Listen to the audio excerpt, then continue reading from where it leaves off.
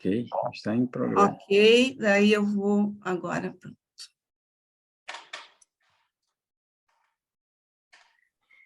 Prontinho. Agora eu sou o anfitrião. Podemos, João? Entendi. Podemos, então? Ah, que bom. Então, vamos começar. Eu vou fazer uma apresentação um pouco formal, como está lá no...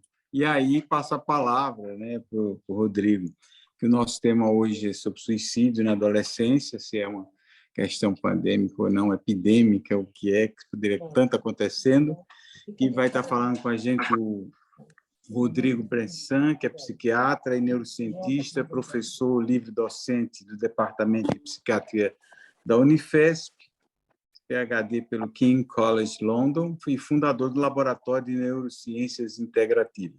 É escritor de vários livros, dentre eles Saúde Mental nas Escolas, o que os educadores precisam saber, e eu acho que é um tema extremamente relevante para os dias de hoje, a questão do suicídio e como os educadores tratarão disso ou aprenderão com isso. Então, eu passo a palavra para o Rodrigo, para ele fazer a sua apresentação, e a gente, como a gente combinou, ele prefere que a gente vá dialogando com ele e as pessoas podem fazer um gesto para perguntar, comentar, para ser uma tarde que só não tem um chá aqui, porque eu não posso oferecer, porque estamos longe, mas seria uma tarde maravilhosa, de boa conversa sobre o tema. Tá Você bom? quer pôr um negócio no ouvido? Quem, eu? Acho que alguém está com o Quem microfone está com o ligado. som ativado, por favor, desativa o som. Ok. Tudo bem? Meu caro Rodrigo, com você a palavra. Fica Obrigado um pouco mais meio correção. informal, porque a gente já conversou, já entrou, já...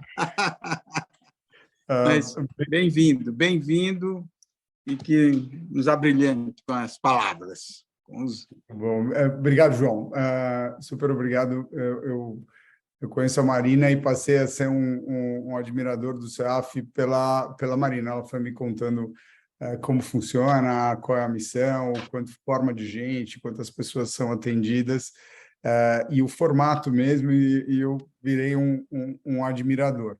A ideia hoje é trocar ideia, né? Eu tenho aí um ponto de vista e, obviamente, né, esse é um fenômeno muito mais complexo do que eu consigo dar conta, né? E vocês certamente, né, cada um tem um tipo de experiência diferente que a gente pode trocar.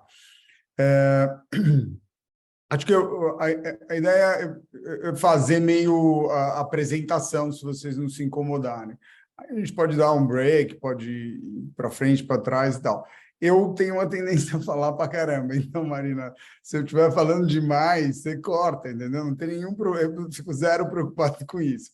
O que importa é que a gente tem uma dinâmica que role para todo mundo e tal. Então, se fiquem à vontade. Eu vou, então, compartilhar a minha tela. Vamos ver se funciona. Funciona para vocês? Funcionou, beleza.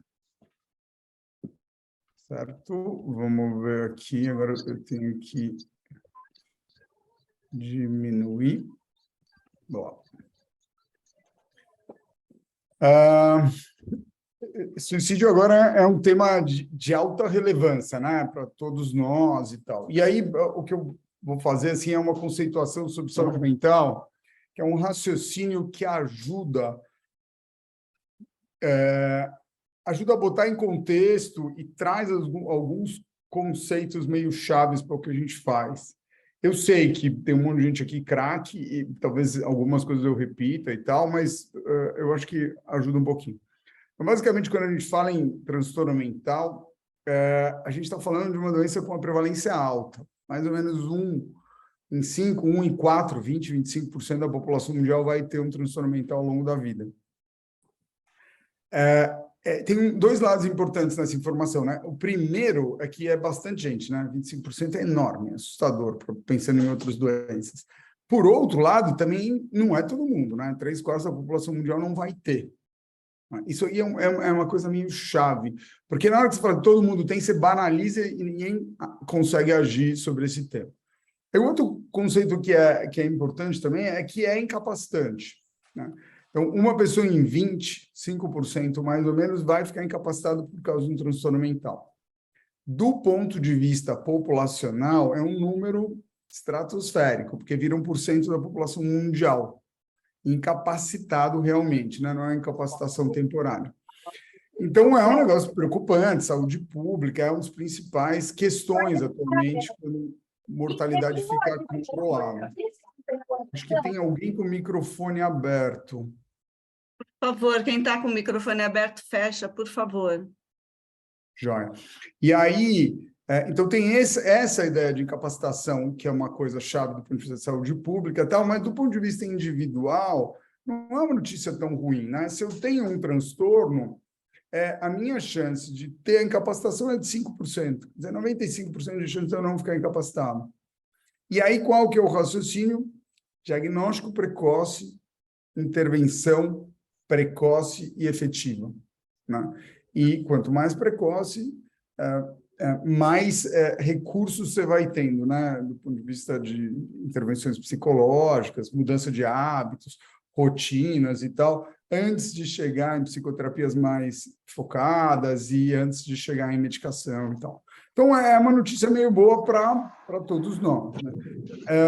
E aí tem uma informação que eu demorei de realmente aceitar. Isso é um dado, não é novo, mas até eu entender que é verdade, talvez quem trabalhe com infância e adolescência manje mais do que eu, assim, é que 74% dos transtornos mentais do adulto começam antes dos 24 anos. 50% antes dos 14 anos. É uma informação meio chave para a nossa conversa aqui, né? Certo? Vamos falando de jovem, estamos falando de um sintoma de alta gravidade a ver, né? Compartilha com transtornos mentais um monte. Então, o que a gente fala é que o transtorno mental do adulto é uma doença crônica da infância. Esse dado é um dado bonitinho, é o nível de incapacitação. Na verdade, a medida da Organização Mundial da Saúde, que é anos perdidos devido à incapacitação. E aí, aqui é interessante para botar em contexto em relação às outras doenças.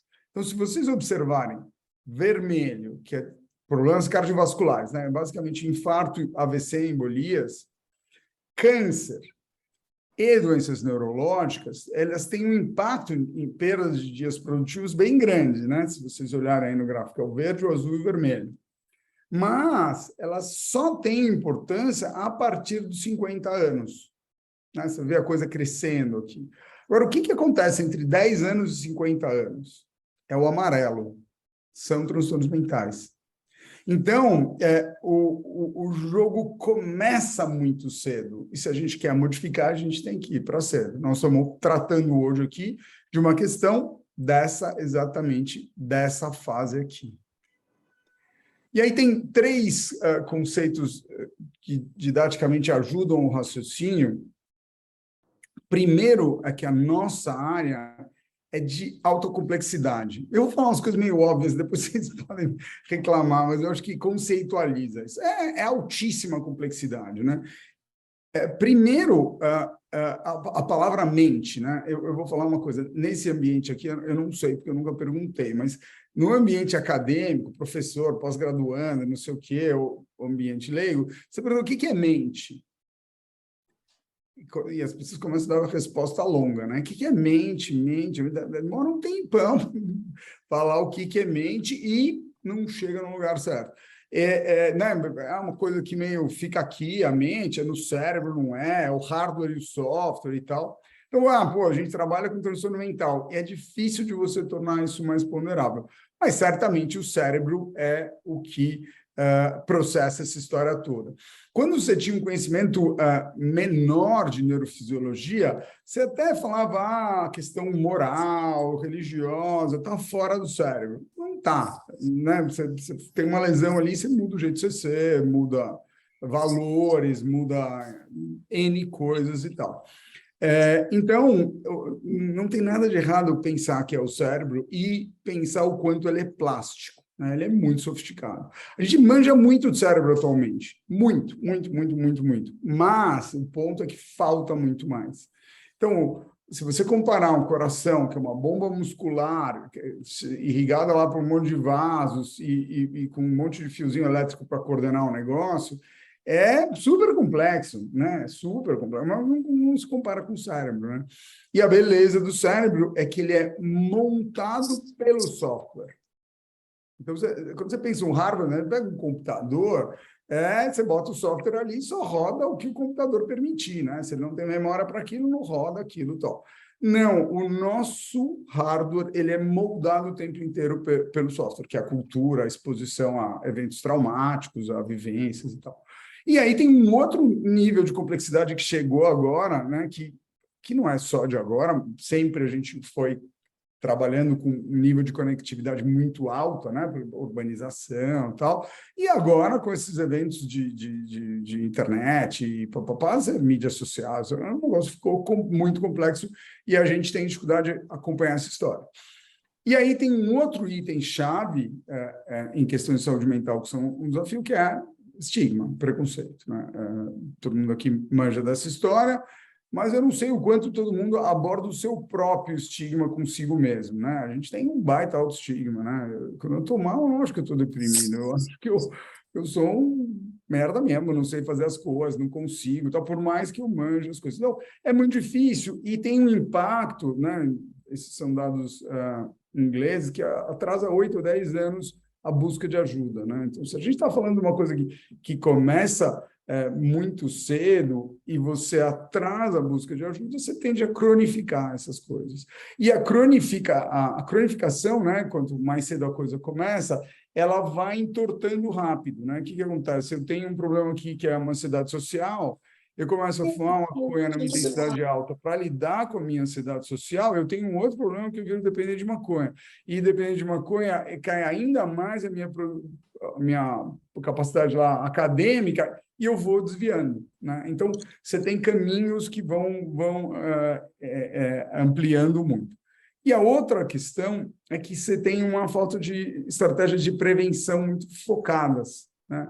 A gente tem promoção de saúde mental, que tem vários desenvolvimentos, né, várias abordagens e tal, mas prevenção, e eu vou discutir um pouquinho com vocês isso aqui na frente. Você sabe que é interessante, né? Uma das coisas que a gente tem na universidade é a gente tem um coorte, né? Acompanha 2.500 crianças ao longo, agora já tem uns 11, 12 anos. A gente pegou metade dessas crianças aqui de São Paulo, em escolas públicas, e a outra metade de escolas públicas de Porto Alegre. E esse é o melhor jeito da gente entender por que você adoece, por que você deixa de adoecer e tal. Então, tem várias vertentes esse estudo, desde neurobiologia, epigenética, genética dos pais, não sei o quê, até questões ambientais e tal. E a gente viu, né? A gente vai seguindo esses moleques. E aí a gente viu, os caras que aqui estão com transtorno foram informados, tem um problema, precisa buscar ajuda. 3 anos depois, 80% não buscou ajuda. A gente fala, qual é o motivo? Não tem serviço para atender esses caras. Aí você vai avaliar, o principal motivo é preconceito parental. E isso é um dado que tem lá fora, a gente vê aqui. É uma coisa impressionante. Isso não é um fenômeno, estamos falando de escola pública, mas não é um fenômeno muito diferente em classe média alta, né? Então, aqui é uma das barreiras meio chaves. E por que eu estou falando isso tudo para vocês, né? Esse aqui é um dado interessante, é um ajuste de queda de mortalidade dos anos 60, 90 para os anos 2000, 2010. Tá certo?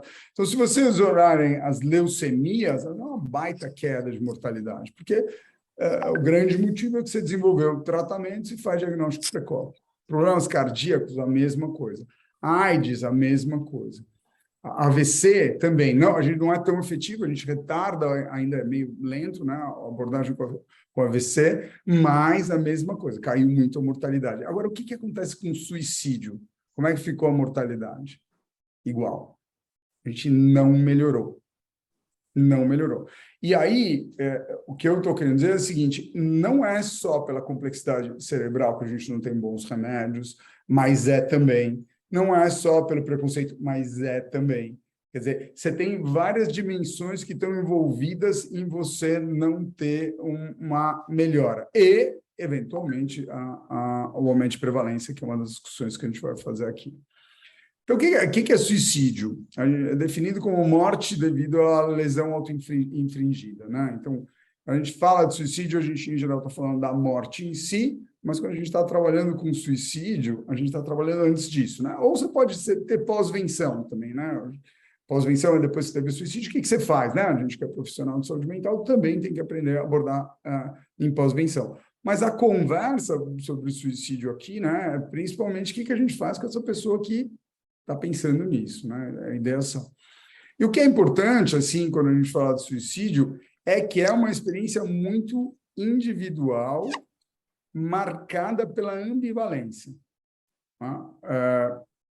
E eu não conheço, né? Às vezes as pessoas quer se matar, vai se matar e tal.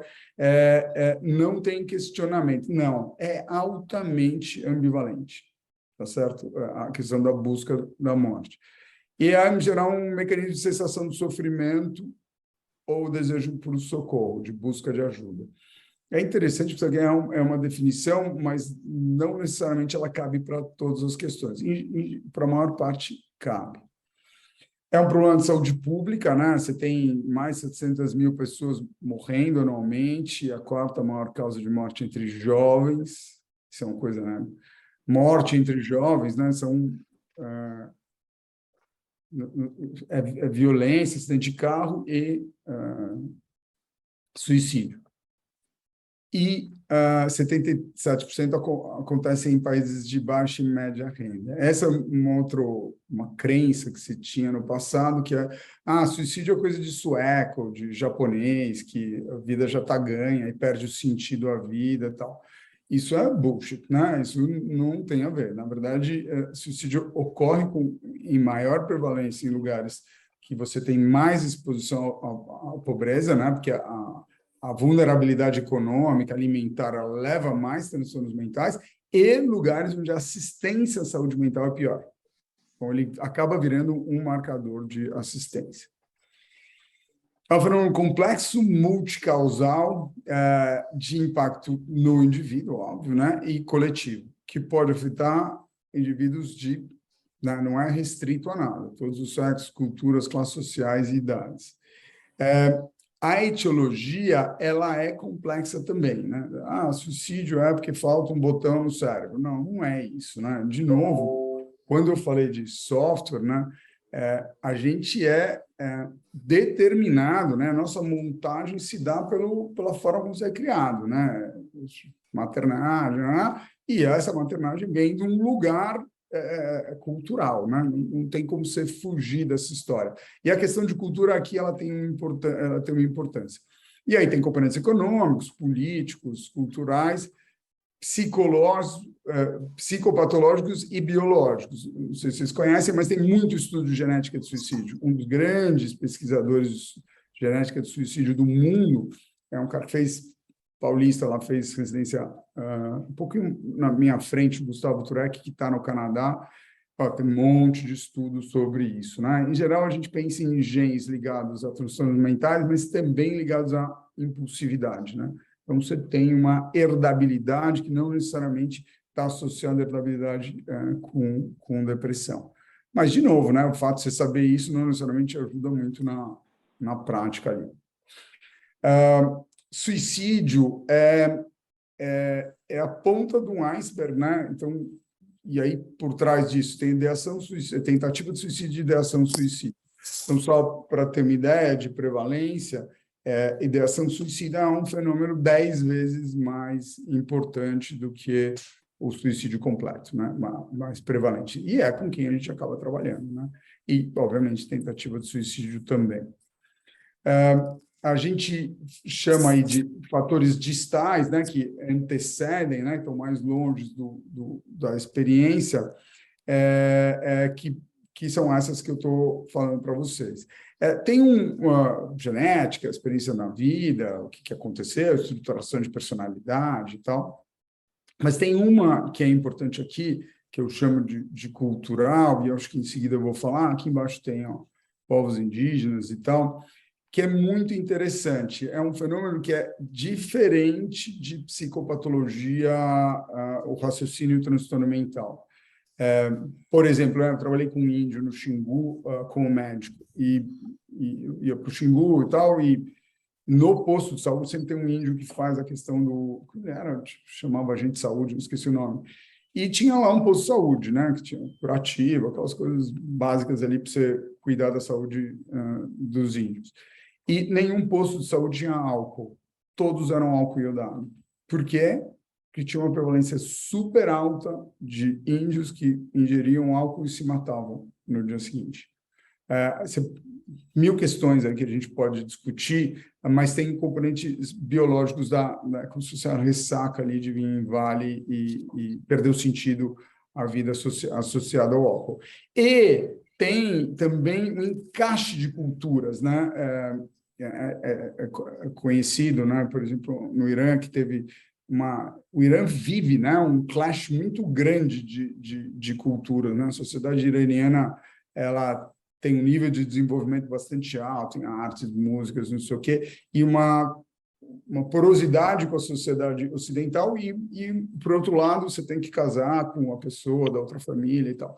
Então, tem eventos de suicídio que tem a ver só com o amor romântico, né? Pô, como assim? Eu vou perder o meu par, eu não vou poder casar com essa pessoa, tal. E aí a irmã fala para a menina, né? Oh, você não vai poder mesmo e casar, não sei o quê, e ela, pô, vai lá e se mata. E a irmã que falou fica culpada e se mata também. Quer dizer, por que eu estou falando isso? Isso é um fato que aconteceu há um tempo atrás, recente, faz menos de 10 anos isso, mas para dizer que esse mecanismo é muito diferente de transtornos mentais. Né? É um mecanismo ali, você pode dizer que aquela menina tem um controle de impulso menor, mas, sendo bem, levando a questão mais a fundo, claramente isso não é determinado por transtornos mentais. Mas isso não significa que a gente não possa lidar com essas coisas, a gente lida com isso, tá certo? Você ajudar as pessoas a entenderem culturas diferentes ou lidarem com essa diferença é chave. E fator proximal, que mais perto da situação, experiências traumáticas, abuso, uso de substância psicoativa e tal. Dos grupos de maior vulnerabilidade, a gente tem, por exemplo, povo indígena, né? A estatística nacional é a taxa mais alta de suicídio, mas migrante, refugiado, a população LGBTQ+, também tem uma prevalência maior de suicídio. Para não ficar dando um monte de número que é chato para caramba, basicamente o dado que a gente tem agora é que cresceu. Eu odeio ser alarmista, assim, o suicídio é um jeito de você entrar, né, na escola, em outros lugares, e ficar vendendo alarme, porque vai se matar, então você tem que cuidar e tal. Eu odeio esse jeito de funcionar, né? Tem que se cuidar porque você precisa se cuidar. E se matar é um evento, mas aumentou a taxa, a gente pode até discutir um pouquinho por quê, quais são as questões e tal, mas teve um aumento de taxa de suicídio importante.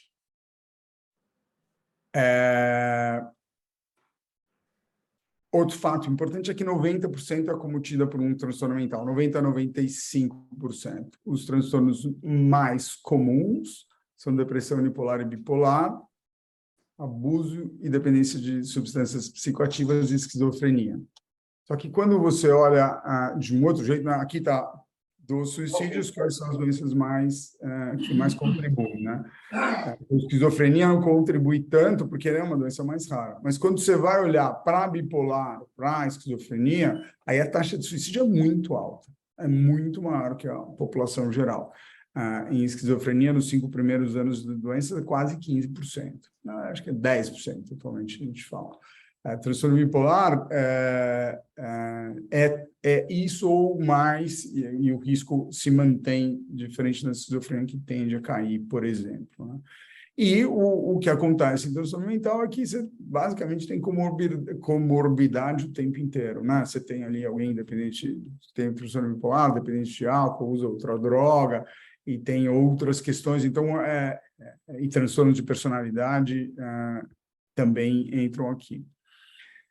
Quando você pensa em suicídio, o que é importante saber é que ele pode ser prevenido com intervenção tanto individual como coletiva, e, basicamente, a lógica é atenção, identificação, promoção, né, de saúde, identificação precoce, tratamento precoce, né? A gente vai conversar um pouquinho de tratamento aqui.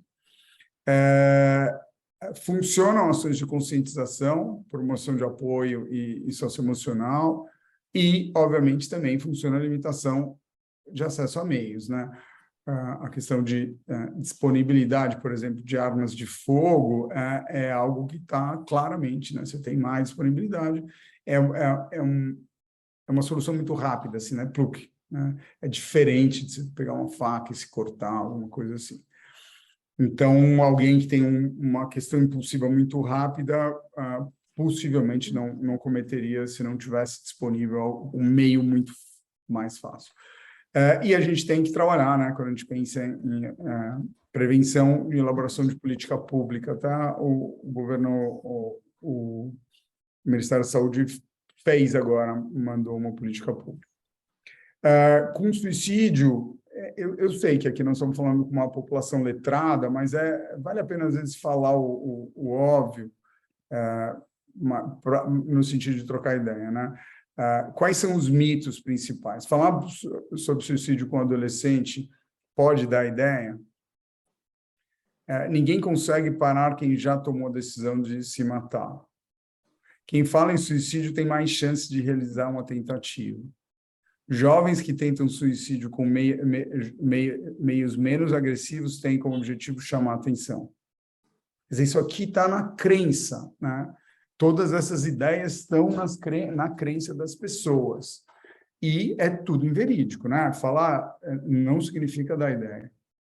Agora, é interessante um comentário sobre isso. Essas campanhas, tipo Setembro Amarelo, quando elas ficam martelando muito, vários adolescentes falam, por que tem que falar nesse assunto? Então, até quando a gente discute as campanhas, elas têm que ser diferentes, né? Depois eu converso com vocês sobre isso. Ninguém consegue parar alguém que tomou decisão, não é verdade, né? Como médico, né, a gente usa as situações mais limites possíveis, né? Internação, qualquer coisa, né?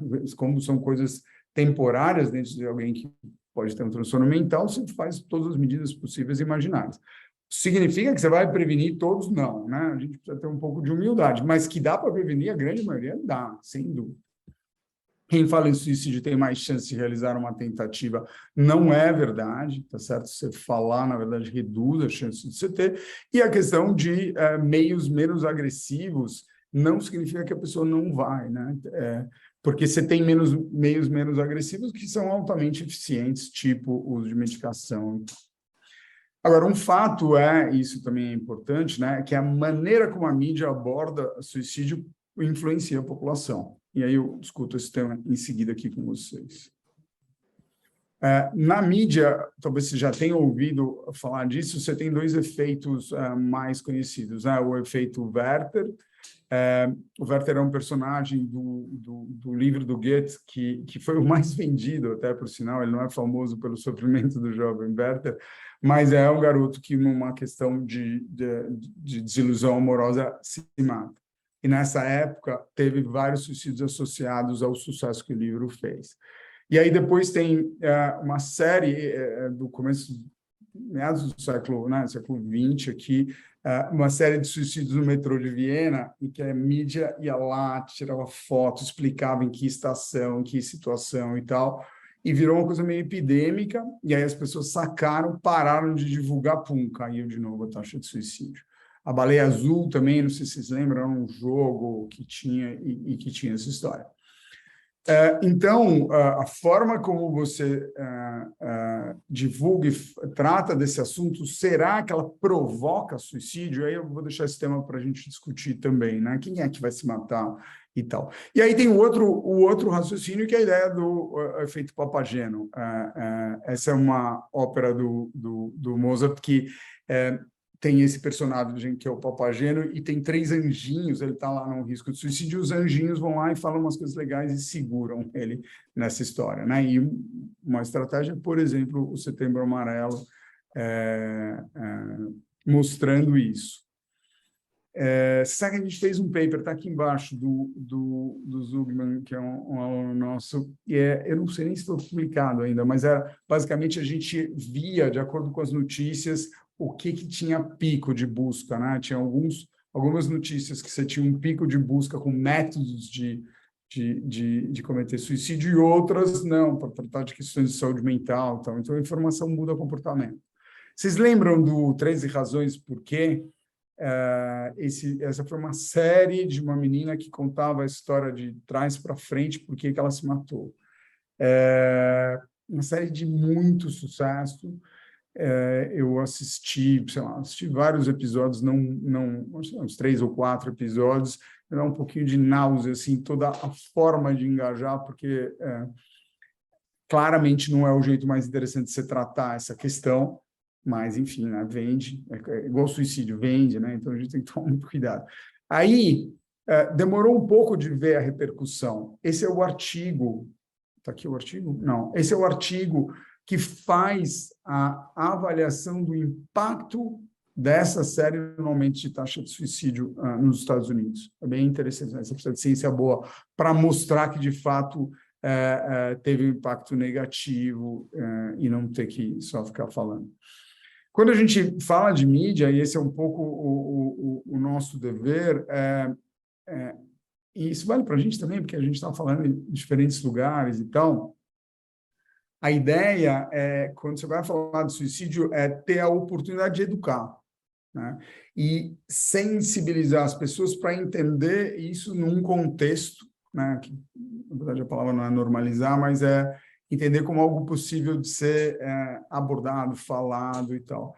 E tirando o sensacionalismo, né? Isso é uma coisa chave. Só para ter um exemplo, né? Quando você vai fazer uma campanha antidrogas assim, em escola ou anti-suicídio, o que você fala? Nem de drogas, nem de suicídio. Você fala de saúde mental. Obviamente, alguma informação sobre as duas coisas, mas não é esse o foco. E aí, aqui eu vou um passo antes do suicídio, mas que eu acho que é legal fazer esse exercício aqui, né? Todo mundo é terapeuta e tem essa base, mas eu acho legal falar disso, assim, né? Como você fala com um jovem sobre saúde mental? Antes do suicídio, né? Depois eu falo do suicídio. E isso é uma coisa que a gente tem que ensinar os pais a fazerem, né? E que não é muito fácil, né? Quando eu fico ensinando os pais a fazerem, eu fico pensando, como eu não fiz isso com os meus filhos? Mas a gente é assim mesmo, né? E quando você vai falar de alguma questão de saúde mental, né? E você tem que enfrentar lá a barreira do estigma e tal. Essa molecada tem um outro olhar para essas coisas e tal. Mas, quando entra a figura paterna, a coisa fica diferente, né? Então, quando você vai falar disso, né, você precisa criar um momento ali, uma conversa, uma questão que larga no que você tem em mente, o que está passando na tua cabeça, né? E aí, por que essa conversa? Né? Porque você não direciona, você convida o jovem a falar do assunto. E aí tem uma coisa interessante também, começar a história, pelo segundo som. Essa que vem antes, na verdade. É bem importante ter em mente, outra coisa que quem é terapeuta sabe, mas nem sempre a gente consegue fazer direito, é que as nossas reações iniciais, elas são fundamentais, né? Porque o jovem, ele enxerga isso, o teu tom de voz, o teu olhar, a tua expressão, virar de olhos, que saco, né? Muito mais do que o conteúdo que você está falando, né? A gente, adulto, acha que a nossa conversa se dá pela racionalidade, né? A gente perde isso. Quem é terapeuta sabe que não é assim, mas na vida real não é fácil de fazer isso. E a outra coisa é diminuir a impulsividade, né? Pensa, respira, vê, e a busca de parceria, né? Em vez de se atropelar, você pede permissão para como ele gostaria que você conversasse com ele. Isso tem que acontecer antes de você dar conselho. Dar conselho é um perigo, né? Quem está na nossa área sabe muito bem, né? Se você quiser dar conselho para alguém, a eficácia é quase que negativa, né? Para adolescente é negativa. Quando alguém te pede ajuda e você aí dá uma sugestão, um conselho, tem um impacto completamente diferente. E você pode estar falando exatamente a mesma coisa, né? Então, você precisa dessa abertura para que o outro te ouça, né? E você permite, às vezes, que o jovem só faça um desabafo nessa história, né? O que interessa, assim, com o adolescente é que, se você oferecer a solução, ele, com alguma frequência, sente, nesse conflito geracional, sente, esse cara quer saber mais do que eu, da minha vida e tal.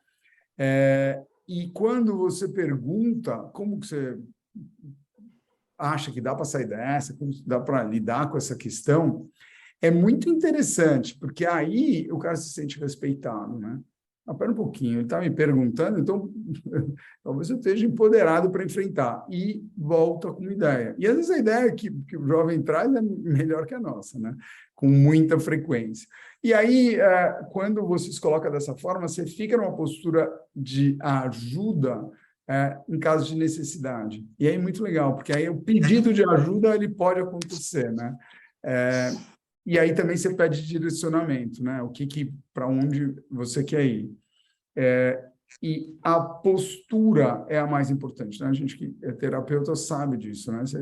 Só o teu posicionamento, no matter what que acontecer aqui, nós estamos aí junto, tem a próxima sessão e a gente está aí. Com relação ao suicídio, as falas são muito... de novo, tem que falar disso diretamente, né? Não precisa, vamos dizer assim, evitar, né? Ou ficar falando, deixando de falar diretamente, né? E o melhor jeito de você começar a abordar essa questão é como é que você está se sentindo, né? E não você quer se matar, né? Você vai para e aí, como é que você está se sentindo? Onde você está? O que está acontecendo e tal? E alguém que traz os sentimentos, né, você não pode menosprezar, por mais que você ache que é uma babaquice, que não sei o quê, não sei o quê. Outro ponto que é chave aí é o jovem ou a jovem mais quieta não está em menor risco, né? Tem que estar atento para ver o que está acontecendo. Só para dar algum exemplo de abordagem, né? Alguém que está perdendo prazer em fazer as atividades, né? Um quadro depressivo, eventualmente com ideação suicida e tal, o caminho não é falar, pô, se você não fizer isso, eu não vou te dar aquilo, eu não vou, não sei o quê. Isso não funciona. Você vai ficar de castigo e tal. Porque você tira uma coisa boa do indivíduo, porque que é uma pouca coisa boa que ele tem, para punir, né? Porque você fala assim, o cara sai à noite com os amigos e não faz o que ele tem que fazer. Então, eu vou tirar o sair à noite para ver se ele faz o que tem que fazer. Mas se ele está mal, sair à noite com os amigos é das poucas coisas que são boas para ele, né? E às vezes a gente acaba tirando N coisas importantes e tal. Rotina é absolutamente chave, né? Na pandemia a gente aprendeu mais sobre rotina, né? Eu virei um especialista sobre rotina, porque quando você vai organizando a sua própria saúde mental, a rotina ajuda muito, né? Aí sono, apetite e você usar a questão da energia do próprio jovem é absolutamente chave. Para pensamentos negativos sobre si próprio, a abordagem de valorizar a capacidade, e aí é interessante isso, né? Porque o cara se sente uma porcaria, né? O garoto, porque fez alguma coisa, porque está culpado por isso, por aquilo. Você pode falar, imagina, você não é tão ruim assim, ou isso não é tão grave assim, né? Que é minimizar a questão que está gerando, né? Então, é como se reduziste a causa do negócio. Mas o que interessa aqui, que funciona muito melhor, é falar, tá bom, é um problema grave. E né? O cara está vivendo como sendo. Não tem o que discutir se é grave ou não é grave, né? Você pode fazer uma coisa valorativa, racional, isso aí, pô, morreu o teu cachorro, você quer se matar. Pô, quem está falando morreu o seu cachorro e você quer se matar, não entende o que é perder um cachorro. e não entendem que as pessoas podem ter diferentes vivências, né? Então, falar, morreu o teu cachorro, você vai aí terminar com a vida, não ajuda. Pô, morreu o meu cachorro, mas a gente tem que continuar. Você tem 1000 estratégias aí na tua vida que podem te ajudar a superar. Tá vendo? Quando morreu teu gato lá atrás, você conseguiu superar. Aconteceu não sei o que, você pode fazer isso. Você tem um grupo de amigos que te ajuda e tal. Então, a ideia de sair, né, da dicotomia, você não é tão ruim assim, ela vem muito pela busca de habilidades concretas, né? Porque se não tiver um pouco de tangibilidade, essas conversas se ajudam menos, né? É muito comum, isso aí é importante, porque às vezes a gente come bola, é a minha sensação, que quem está um quadro depressivo, num quadro, né, perto com ideação suicida, tem uma coisa que chama disfunção executiva. Quem entende de neuropsicologia sabe do que eu estou falando. É uma incapacidade de organizar as coisas, de organizar pensamento, de organizar atividades. Eu fiquei deprimido algumas vezes na minha vida, e isso, para mim, é um elemento chave. Assim, me atrapalha fazer qualquer coisa, não consigo pegar um avião, me perco e tal. E, se você está olhando para um jovem e tem esse componente, você precisa fazer estratégias para isso, não simplesmente, vamos dizer assim, psicológicas, vamos chamar.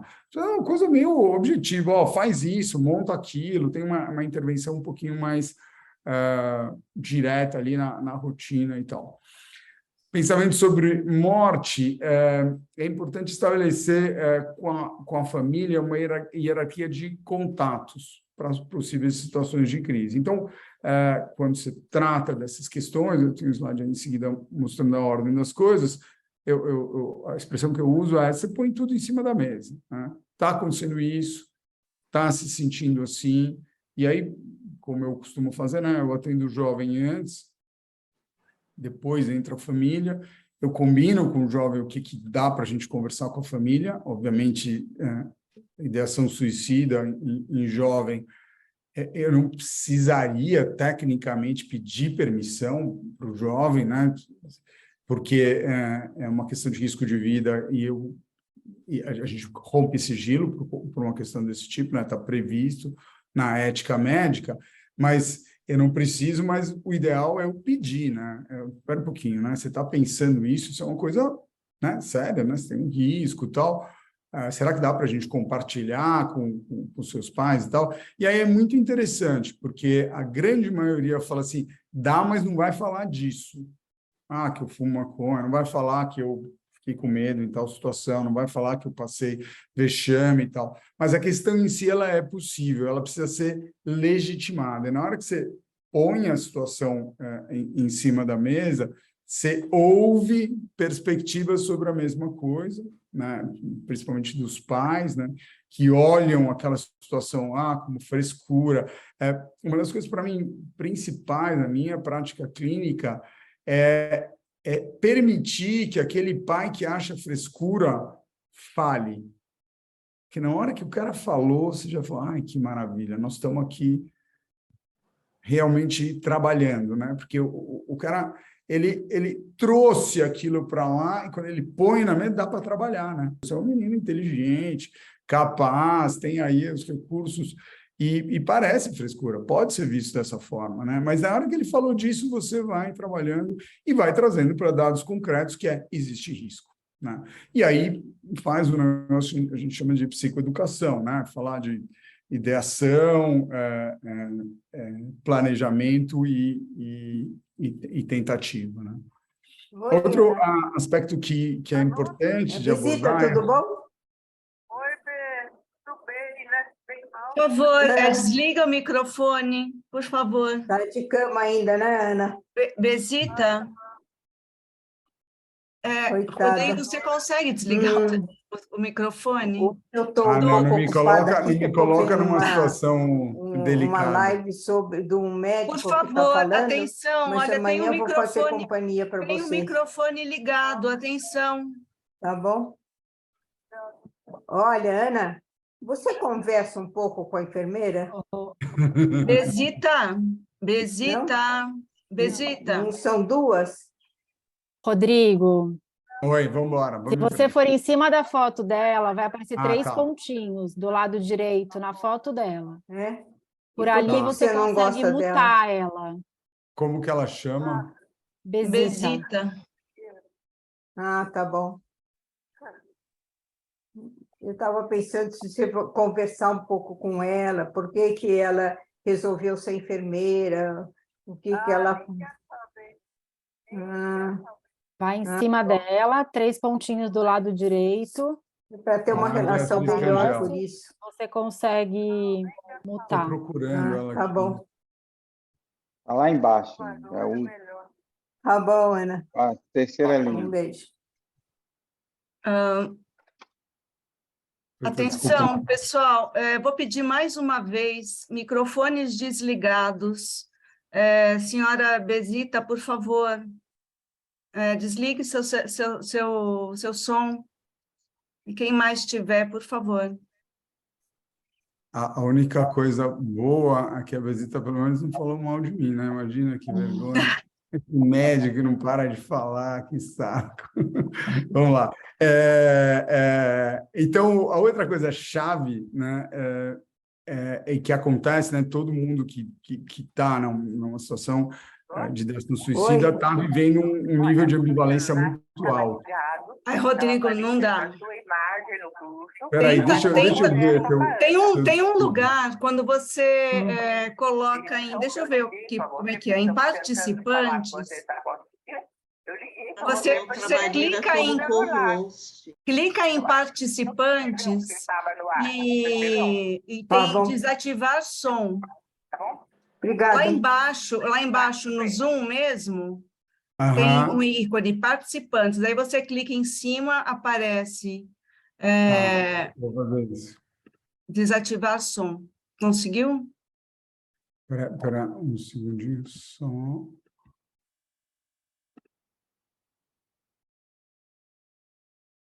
Bom, agora, me atrapalhei agora, mas...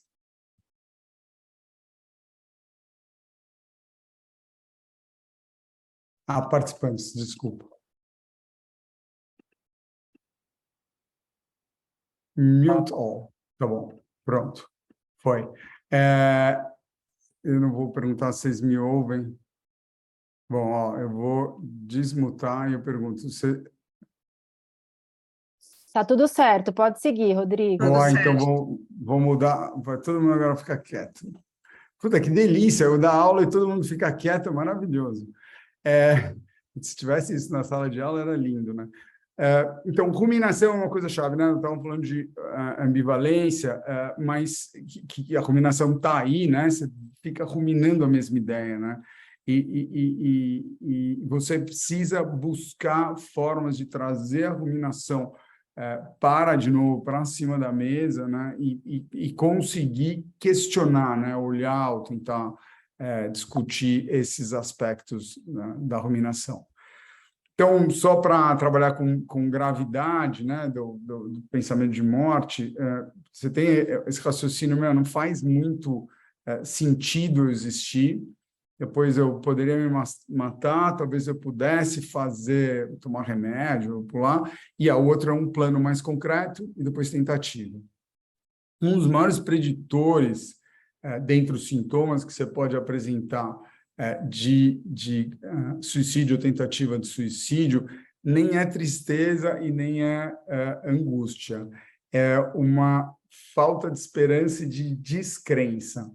As pessoas que cometem suicídio, elas perdem o apego, assim, as pessoas não, mas é muito frequente, né? Então, quando a gente fala de ideia de morte, pensamento suicida, a gente está num campo ambulatorial. Né? E quando você vai para plano e tentativa, tentativa de suicídio, você tem situações de urgência. Então, se alguém está falando, olha, eu estou pensando em me matar, precisa ser visto. Né? Não é uma discussão. E não é uma coisa de... Se você não tem acesso, tudo bem, mas se não, você tem que ir num profissional de saúde mental que vai poder julgar o nível de gravidade e dizer, não, tá bom, você pensou isso, mas circunstância X, não tem problema nenhum. Mas se você vem pensando isso se repete, precisa de uma avaliação e o nível intensidade é importante. Então, quais são as mensagens principais, né? A maior parte das pessoas que cometem ou têm ideação suicida tem um transtorno mental, acometem jovens de um jeito bastante importante, tem um aumento bem grande, a gente discute aí isso daqui em seguida, mas tem uma coisa chave que pode ser prevenida, apesar de faltar estratégias, e do ponto de vista da sociedade, essa é uma matéria que a gente publicou na Folha ano passado, é que o suicídio é a ponta do iceberg, né? Se você está vendo alguém com suicídio, né, é aquilo que a gente estava falando antes de incapacitação, você está vendo embaixo disso um monte de gente com problema de saúde mental, né, com transtorno mental, com problema e tal. Então, para mim, é uma chamada. Eu trabalho com neurociências, com várias coisas desse tipo, mas 12 anos atrás eu comecei a pensar em fazer prevenção. Era um paradigma que tinha em alguns lugares do mundo. Eu falei, vou para a escola, fui para a escola tentar ver se dava fazer prevenção de transtornos mentais, para esquizofrenia bipolar. Aí descobri que ninguém entendia nada de saúde mental, a esquizofrenia bipolar estava fora da agenda ali. E aí, uma das coisas que eu inventei, né, no meio das outras coisas que eu fazia, era um programa de educação para professores sobre saúde mental. A gente trouxe uns canadenses que fazem isso de um jeito super legal, que tem o mesmo modelo, saúde pública, escola pública, e foi testando esse modelo, aí foi lançado esse livro, fiz, sei lá, 700 professores, não sei o que, não sei o que, e aí dentro do contexto da universidade não tinha uma alavancagem para fazer isso bem feito. E aí, em 2018, a gente fundou o Ame Sua Mente, o Instituto Ame Sua Mente, que tem um dos pilares que é todo focado, né? Tem 2 pilares do Instituto, né? Um de educação e um de advocacy. O de educação tem um pilar ali da comunidade escolar, que então a gente montou uma formação super sofisticada, legal, tem uns componentes de AD, síncronos e assíncronos, e um selo de saúde mental. Então, você tem uma intervenção de formação dos docentes, do corpo educacional, e uma adesão da escola, né? Como você tem um selo de Michelin, um selo ISO e tal, e quando você tem esse selo, você adere a algumas questões de saúde mental, como protocolos, como lida, como formar todo mundo, o que a gente faz com essas questões.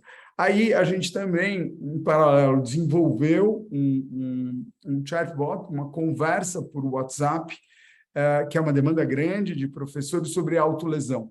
Isso aqui é aberto para todo mundo, eu posso até dar o acesso, é super legal, porque você vai navegando sobre questões de autolesão para resolver problema, né? O grande objetivo, quando a gente montou, é para o professor resolver ali uma dificuldade. A menina fez isso, o que eu faço, né? O que significa isso ou aquilo e tal? Então, você faz uma trajetória educativa baseada em problemas. Se você não tem problema, também é legal, porque você aprende com isso. Então, esse é um dos pilares, né? Então, a gente faz essa questão de educação com essa premissa, né? Começa cedo, prevenir e tal. E quando você vai ver, né? Eu expliquei para vocês, né? Todas as abordagens boas de prevenção de suicídio, prevenção de uso de drogas e tal, elas vão com abordagens semelhantes à que a gente faz aqui, né? Do ponto de vista de pesquisa mesmo, né? De eficácia. E aí tem uma perna aqui de advocacy, né? Que é de uma repercussão na sociedade, né?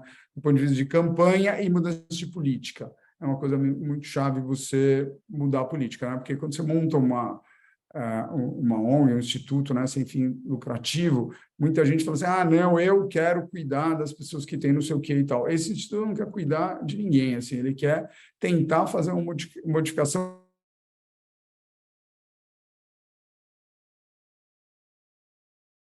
Travou, né? Você ter uma postura de coitadinho. As pessoas precisam se responsabilizar pelos seus problemas, né? Desde a criança, o jovem, o professor e tal. Então, o conhecimento e mudança de política é o mais chave. Então, você tem programas que estão naquele selo de prevenção do suicídio na escola. Então, você implementa questões desse tipo, é parecido com a ideia de brigada de incêndio, né? Você faz toda uma estratégia para lidar com incêndio sem ter incêndio, né? Porque a eventualidade de ter, você já sabe o que faz, já tem o extintor lá. Aqui é um exemplo de comunicação com a sociedade que a gente fez para suicídio no Setembro Amarelo do ano passado. Eu queria só dividir com vocês.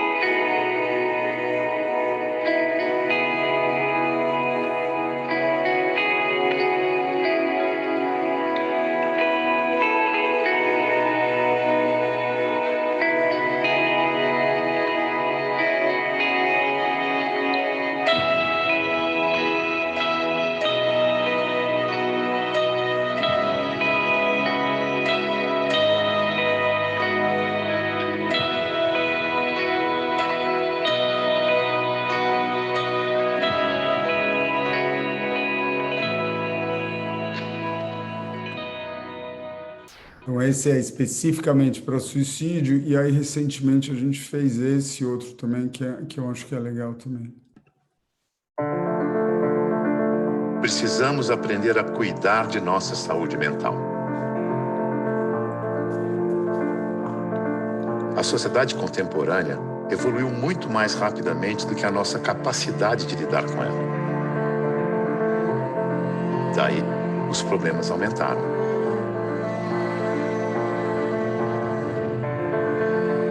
Por isso, precisamos ficar íntimos da ideia de transtorno mental, para tratá-lo com naturalidade, sem estigmatizar.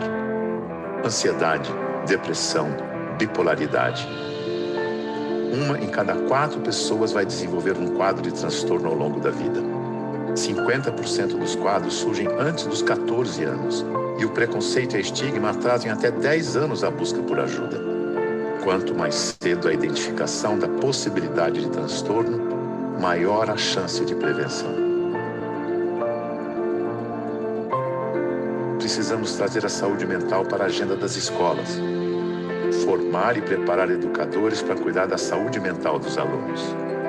Trazer o tema para o café da manhã das famílias e para as conversas nas rodas de amigos. Uma nova cultura de saúde mental começa com cada um de nós. Preste atenção em você, em sua família, seus amigos. Olhe para o lado. Essa é a mensagem.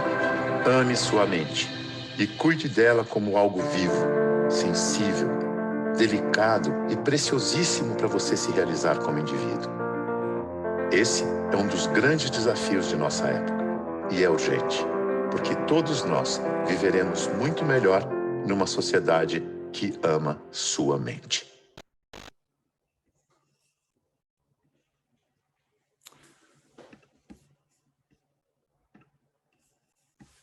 Bonitinho, né?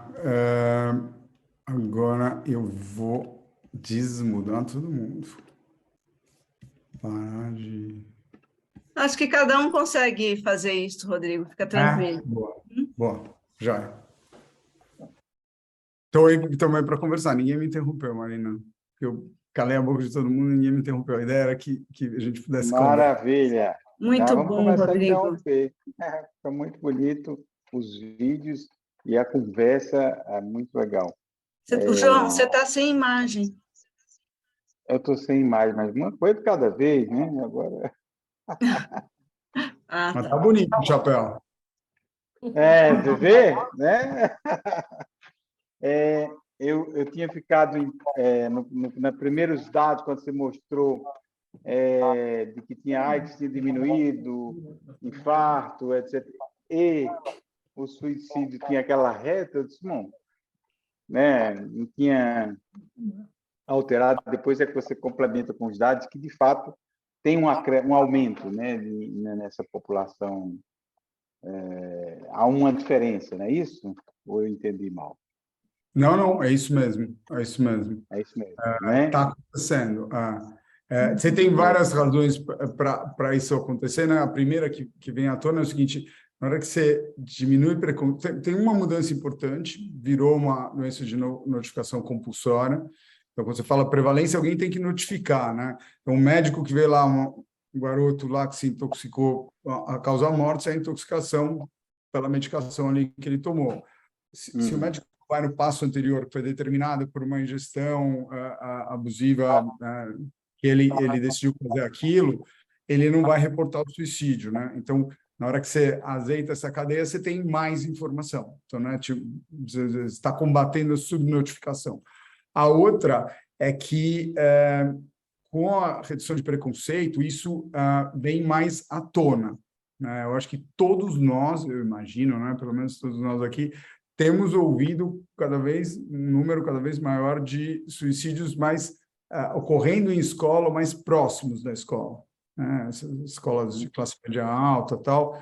E é engraçado, né? Porque você falava, tá restrita às mais duras e disciplinadoras. Não é restrito, né? Não, As escolas muito mais democráticas, sei lá o quê. E também tem, né? É um fenômeno, aliás, que a gente tem que tomar um super cuidado para não apontar o dedo, né? É delicadíssimo.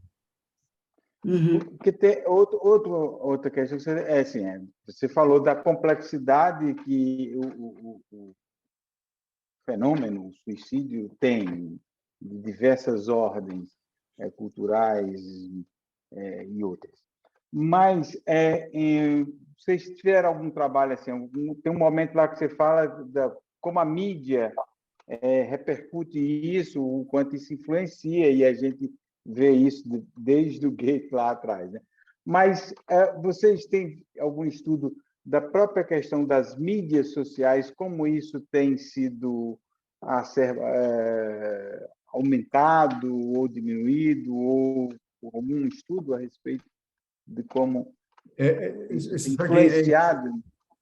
Então, é interessante isso que você está falando. Eu atendi uma garota que agora deve ter quantos anos? Uns 27 anos agora. E ela devia ter 14, alguma coisa desse tipo. E, naquela época, a mídia social era muito diferente do que é agora. Ela tinha um grupo, como se fosse Deep Web, que se falava de suicídio, fomentava aquilo. E eu não entendi nada, né? Isso não existia, assim, no horizonte nosso não existia, assim, né? Não estava aí, né? As pessoas não conheciam, tal. Ela conhecia porque ela tinha aquele problema há um tempão, e aí eu perguntar, e ela contou e ia contando, né? E aí fica trocando experiências, como cortam. Agora é uma coisa muito prevalente, muito explícita e tal. Mas naquela época eu não sabia se eu cortava essa história ou não, né? Será que é um lugar de vazão, né? Que pode estar ajudando, ela pode não estar e tal. E foi um dilema para mim. Aí, quando eu me dei conta, aquilo virava um lugar de reforço dessas questões. E quando você tem um grupo, você quer pertencer. E a forma de pertencer num lugar que a conversa é suicídio e tal, é ser mais, né? Forma de pertencer num lugar onde todo mundo usa droga, é usar mais, você culpa porque usa e tal. Então, o que eu aprendi, né, e teve um efeito muito positivo, eu falei, acabou essa história, não vou importar e tal. E diminui vamos dizer assim, o quanto aquilo trabalha na cabeça daquela menina que tinha uma depressão grave, né? Não era uma depressão leve e tal. Então, ajuda você tirar. Incentiva você entrar, não tem a menor dúvida, né? Se os jovens contam para mim que saco esse povo ficar falando de Setembro Amarelo o tempo inteiro, ficar falando de suicídio, e nem não é um grupo de pertinência, né? A mídia, sei lá onde e tal, a escola fala disso, o grupo de pertinência ali tem um impacto muito maior, né? Assustadoramente grande. Então, obviamente, quando a gente fala de suicídio, a gente também está falando de autolesão, né? Não é o objetivo da aula, né? Mas vale a pena ver o negócio do WhatsApp de autolesão, ali, então, influencia ainda mais, né? Porque vira uma forma, você aprende uma forma de lidar com angústias, com sentimentos ruins, né? Vira um comportamento aprendido. O raciocínio do metrô de Viena, né? Você acha que a notícia causa suicídio? Não, não causa. Né? Ela causa depressão? Não, ela não causa. O que ela faz é com que pessoas, esses são os estudos pelo menos, pessoas que estão ali cogitando, que estão numa situação assim muito difícil, achem um caminho possível, ou achem um caminho romântico glamourizado. Então, tudo que você não pode é glamourizar essa história, né? Quando você traz para o puta, tá difícil, né? Tá pesado esse negócio, você coloca a pessoa sintonizada com o problema dela, né? Quando você glamouriza, ela descola e vira alguém que vai ter um lugar mais legal e tal. Então, por exemplo, duas coisas que não se faz em escola jamais. Levar o trabalho com escola, né? Então todo mundo fala, vai lá, fala disso que está tudo bem, vai ajudar as pessoas. Não é verdade. Se você aborda errado, você atrapalha as pessoas. Então, por exemplo, você levar um usuário de droga que teve uma vida super perrengue, sofreu e tal, e está lá para contar que faz mal usar droga. O efeito é invertido. Por quê? Porque aquela molecada que está no palco, todos nós queremos, né? É que está ali no palco e quer ser importante para os outros e tal. Então, aí você glamouriza o percurso, mesmo o cara falando que foi um perrengue. A mesma coisa tem o risco de acontecer com o suicídio. Então, quando você fala de suicídio, para evitar suicídio, você fala de saúde mental. Você sabe que a Folha fez tem uma matéria bem legal, eu gostei, assim, bom, gostei porque acabou sendo uma matéria comigo, mas assim, tinha tido dois suicídios importantes em escolas. E aí, como eu trabalho com escola, me ligaram. E aí eu falei, fiquei falando lá algumas coisas ligadas à escola e tal, e a gente não falou de suicídio. Ou, sei lá, saiu uma pontinha de suicídio. E aí foi muito legal, porque é a oportunidade de levar informação de qualidade. Porque você soube do suicídio e você aí vai ler a matéria, tá certo? Porque tem algum sentido, por isso que a Folha escreve, só que aí você leva coisas legais, né? Então, tem uma oportunidade quando isso acontece, né? Mas não de reiterar essa história. Uhum. Tá. Rodrigo, desculpe, você vai falar ainda, João? Não, pode falar. Quando você disse que é perigoso essa glamourização, né, do suicídio, você acha que é isso que aconteceu com a história da baleia azul? Total. A baleia azul, o 13 razões por quê e tal, né? Super cool, eu também quero fazer parte dessa história. Com a baleia azul, a gente mediu lá naquele artigo, né? O que acontece, né? Quando vem uma notícia desse tipo e tal. Então, claramente enviesa para esse lado, né? Às vezes, até para mim era um pouco difícil de entender como um evento tão drástico. A autolesão ainda é mais fácil de entender, né? Porque se fala sofrimento, todo mundo sofre, e encontra aquilo como uma forma de alívio e funciona, né? Se você se remeter a outras situações que você viveu, independente de fazer autolesão, a dor física ela dá uma outra dimensão para a dor mental. Mas o suicídio, como é muito extremo, fica difícil de pensar o quanto pode ser modulado pelo ambiente. E pode. Né? Todos os transtornos mentais podem, e suicídio em específico. Então, a mídia social tem um efeito muito grande, né? Dependendo de que mídia social você está fazendo, porque a mídia social é maravilhosa para isso, né? Que acolhe. Então, tem mil jeitos diferentes, né? Sim, a mídia social... Oi, desculpa, só para continuar. A mídia social, a gente tem visto, assim, o poder nefasto em relação ao bullying, né? E parece que o bullying, ele se amplificou de uma forma enorme, né? Por causa das redes sociais. Você acha que esse fator, desse aspecto, né, das redes sociais amplificarem o bullying, é algo que contribui muito, assim, para o aumento do suicídio? O que você acha que faz parte desse aumento? Quais são as causas?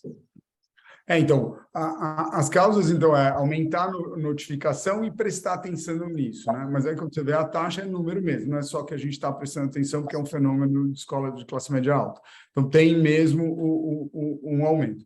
Aí, tem todas as hipóteses, né? Parece ser um fenômeno mais importante, e o aumento principal é nessa faixa etária. Né? O que acontece, acho que todos aqui têm essa noção, né? Você constrói a sua identidade na adolescência muito pelo que você olha no outro, né? A opinião paterna tem um significado, paterna, materna, né? Parental, ela tem um significado muito pequeno, né? O que o teu professor acha de você, o que teus pais acham, tem importância, né? Ninguém está dizendo que não, mas o grupo determina muito isso. Então, quando o grupo põe afeto, você é o popular, né? Coisa mais linda do mundo. Quando o grupo te ignora, é muito chato, eu não sou ninguém. Mas quando o grupo é muito duro, porque some todas as suas coisas. E o que acontece quando está na sala de aula, você vê os caras virando a cara para você. Você é um chato. Está no concreto. Quando você está trabalhando com mídia virtual, é o mundo. É tudo exatamente. É um negócio imponderável, né? E para alguém que trabalha com emoções muito intensas, né? Tem uma coisa com a neurobiologia da adolescência, tem uma frase que eu adoro, que é assim, adolescentes são indivíduos muito inteligentes que fazem muita cagada, assim, né? Que não fazem muitas coisas impensadas e tal, porque faz parte da estruturação cerebral, né? As vias que a gente chama mesolímbicas, emoção, impulsividade, elas estão muito mais maduras, sexualidade, todas as buscas, né? E tal, do que as vias de controle, que são as pré-frontais. A gente até tem uns papers mostrando isso e tal, muito mais maduras. Então, basicamente, você tem uma Ferrari com um Fusca, o poder de brecada um Fusca. É muito complexo mesmo, né? Então, nesse momento, você fica mais vulneráveis a comportamentos impulsivos. Se você tempera isso com um pouco de droga, álcool, tal, você vai somando essas coisas. E aí você põe uma lacração, você põe uma outra situação. Não precisa ser mais a desilusão amorosa, né? A desilusão amorosa é pesado pra caramba, né? Ninguém vai negar, mas pô, você vai lá e sofre, não necessariamente você pula, né? É diferente, mas dor é insuportável. Se você aprende que lidar com aquela dor não tem jeito, porque a dor é eterna enquanto dura, né? Igual o amor, né? Qualquer sentimento é um negócio insuportável e você tem a noção de que não vai parar nunca, né? Por mais que racionalmente você fale vai passar, a experiência vivencial não vai passar. Então, eu acho que essa modulação, e eu vou te falar, Marina, isso é pouco estudado ainda, porque é um fenômeno que está acontecendo, né? Então, eu estou aqui no campo das hipóteses, né? Não estou dando dados concretos como outras coisas que eu estou dando, mas tem um pouco de auto-evidente, né? Você lida com esses moleques, você vê isso acontecer, né? Você vê como é que lida e tal. Precisa se preparar para isso, mas... A Heloísa é a única pessoa educada aqui que levantou a mão e está esperando. Fala, Heloísa. Não, eu espero. Tudo que eu estou ouvindo é muito bom. Indo um pouquinho além de tudo isso que você falou, preciosamente, eu anotei um monte de coisa aqui.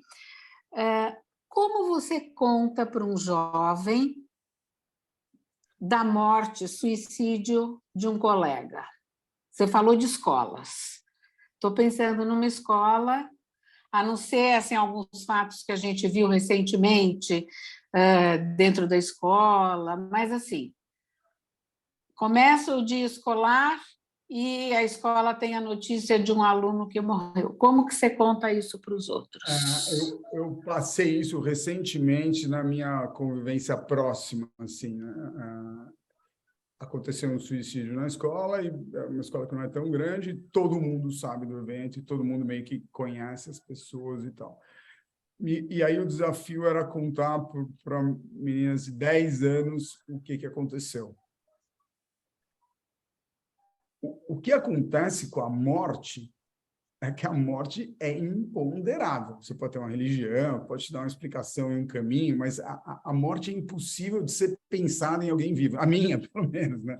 Eu pensar que o outro morreu, tudo bem, né? É duro, o que vai acontecer, mas a minha não dá para pensar. Então, explicar uma coisa que está no campo do imponderável, virou estrelinha, né? Que você vai falar para uma criança, é um jeito de contar uma história.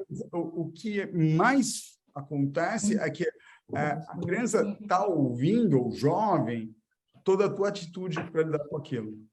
Muito mais do que você está verbalizando. Então, quando você fala, olha, isso aqui acontece, isso aqui está associado, eu não sei qual é a causa, mas acontece, tem uma porcentagem que leva a isso. Se você sabe qual é a causa, você vai abordar com muita franqueza. Falar que o gato subiu no telhado, né, para dizer que depois morreu lá na frente, não funciona, né? Porque na hora que você começa a fazer uma história longa, a pessoa fala, mas você está se enrolando por quê, né? E aí, quando você consegue, não é muito fácil, trazer, e não tem problema se emocionar, isso é interessante, né? Porque se emocionar está ligado a um processamento natural de perda. A gente ficou triste com isso, ficou desesperado. Então, isso não é o problema é conseguir lidar mesmo. Está aqui a questão, como nós vamos fazer isso? Com naturalidade, porque acontece, né? É muito duro, mas acontece, e isso eu acho que é a melhor forma de abordar, né? De frente, ouvindo também, né? Isso é interessante, porque depois que houve a comunicação para essas crianças, a outra pessoa perguntou o que aconteceu e ela dá uma resposta. E a resposta é uma metabolização dela da experiência que foi do reporte aqui. E aí, quando você vê ela reportar, é muito interessante, porque se a comunicação foi boa, ela consegue falar daquilo. E quando a comunicação é ruim, não, sei lá, melhor a gente não falar disso, tal. Quer dizer, aquilo não foi possível de ser trabalhado, né? Então, de novo, né? Você perguntar se eu soube o que aconteceu, né? Que elementos aí você está preocupado, não está preocupado, aconteceu isso, como é que você pensa nesse assunto? E aí, obviamente, né, com jovem, com adulto, tal, tem componentes religiosos que podem ser muito interessantes de serem trabalhados, né, ouvidos, né? Eu tenho um profundo respeito por religião, né? Porque e não é no sentido dogmático e tal, é porque aquilo faz parte do software de cada um de nós, né? Então, se a gente não consegue ouvir aquela parte, tanto faz qual religião, né? Cada um pensa de um jeito, né? Então, tem um sentido específico. Isso vale para jovens também. Não sei se eu ajudei muito, mas é como eu faço. Rodrigo, está me ouvindo? Bom, depois a Tereza está com uma mão levantada faz tempo. Tudo bem, Ângela? Você espera ela falar? Sim, pode então, sim, Tereza e depois Ângela. Não, tranquilo. Obrigada. Não, Rodrigo, eu estou começando, né, nessa vida aqui de estudar um pouco tudo isso. Eu só queria ver se eu entendi um pouco, porque quando a Marina trouxe, né, a sua proposta, tipo, suicídio na adolescência, estamos vivendo uma epidemia e tal, eu já comentei com 2 colegas que eu iria assistir essa palestra, e a primeira pergunta foi, não tenho mais filhos adolescentes e tal, mas por quê? Né? Que eu ouço toda hora falar, putz, alguém morreu, tá morrendo, por quê? Por quê? Só queria ver se eu entendi um pouco o seu raciocínio, assim, porque isso veio, né, tá aparecendo muito, digamos assim, pós-pandemia, né? Mas pelo que eu estou entendendo do que você falou, talvez tivesse acontecido no ano de 2020, 2021, se a gente não tivesse, digamos assim, cortado a nossa vida em sociedade, né, de certa forma, assim, porque você falou da influência dos amigos, das mídias, da convivência, do bullying, e a gente foi, de certa forma, privado disso bem no começo da pandemia, porque, enfim, a gente não podia estar circulando. Então, de certa forma, isso ficou um pouco represado no sentido que os adolescentes não conviviam tanto, assim, né, e com isso acabou, e agora que a convivência, digamos assim, está voltando, isso volta junto. É meio que isso, porque tem gente que acha que é um efeito pós-pandêmico, né? Aconteceu alguma coisa ali que aconteceu, e daí a criança vai, o adolescente vai. Mas pelo que eu entendi ele ficou privado da vida dele, de certa forma, então todas essas convivências, elas estavam minimizadas, e hoje, quando ele começa a voltar para a vida, né, enfim, para experimentar tudo, para o tete-a-tete ali com os amigos, meio que isso volta, assim. Então, foi mais uma questão que a gente teve uma cisão pela pandemia, mas se a gente não tivesse um lockdown, digamos assim, isso teria fluído, né? É isso mais ou menos que eu entendi. É interessante, porque eu nem trouxe a pandemia, né? Quando eu falei de epidemia, a minha cabeça estava bem longe de epidemia, mas fica meio óbvio, né, de eu ter tratado essa história. Então, essa coisa do crescimento é pré-pandêmico. Né? Esse é um fenômeno pré-pandêmico. Agora, a gente pode trazer a pandemia para o jogo aqui. O que aconteceu com a taxa de suicídio com a pandemia? No lockdown, caiu. Por N razões, diminuiu a convivência, diminuiu situações estressantes, caiu. A volta é o que você está falando. Expôs e parece ter havido um aumento. Esse dado que saiu em 2022 se remete a 21 também. Então, houve um certo aumento. A tendência de aumento é independente da pandemia, mas tem alguns raciocínios que eu acho que são legais, que complementam isso que você está falando. E eu fui meio obrigado a fazer isso, né? Porque você vai em escola, ouve professor, o que está acontecendo e tal. Eu sou professor também. O que acontece assim, né? Você tira todos nós saímos ali do ambiente normal.